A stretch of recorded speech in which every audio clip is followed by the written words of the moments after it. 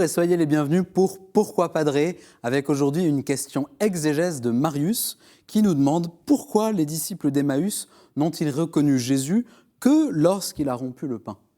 C'est quand même fou quand on y pense, Marius, vous avez raison. Toute la journée, ils ont marché avec un inconnu qui leur a expliqué les Écritures en commençant par Moïse, en continuant par les prophètes, puis il y en a un certain nombre des prophètes. Toute la journée à discuter à bâton rompu, toutes ces heures à se laisser enseigner, toutes ces heures à sentir leur cœur se réchauffer petit à petit, peut-être aussi la tristesse les quitter. Tout ce temps, toutes ces choses, et pourtant ils ne reconnaissent pas Jésus, celui qu'ils avaient décidé de suivre, jusqu'à vivre avec les apôtres les heures sombres de la Passion. Alors pourquoi cela ? Peut-être deux raisons.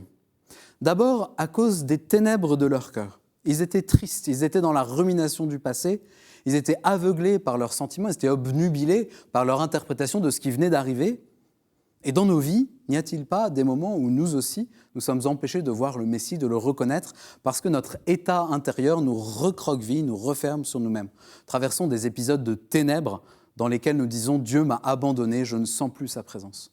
Alors le remède consiste à se laisser approcher par l'inconnu, à le laisser réveiller en nous le désir de lui, le désir de Dieu. Et Jésus sait comment s'y prendre avec nos cœurs compliqués, donc confiance.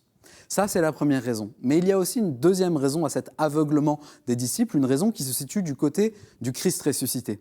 Qu'est-ce que c'est l'humanité ressuscitée ? C'est une humanité transformée, une humanité qui est en même temps en continuité et en discontinuité avec le passé. Il y a continuité d'abord, puisque Jésus porte les marques des blessures de sa passion. Et il y a discontinuité aussi, puisque, comme nous dit le catéchisme, Jésus peut se rendre présent à sa guise, où et quand il veut, sous l'apparence d'un jardinier ou sous d'autres traits que ceux qui étaient familiers aux disciples, afin précisément de susciter leur foi. C'est un peu bizarre.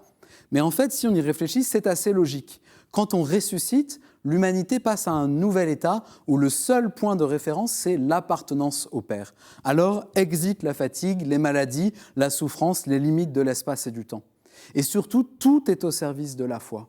En ne se faisant reconnaître qu'à la fraction du pain, Jésus veut indiquer aux disciples que désormais, le mode ordinaire de sa présence aux hommes, ça sera l'Eucharistie. C'est là qu'il nous attend, c'est là qu'il travaille nos cœurs et le monde. Alors, cher Marius, retrouvons-nous à l'Eucharistie avec tous les auditeurs de l'émission Pourquoi Padre.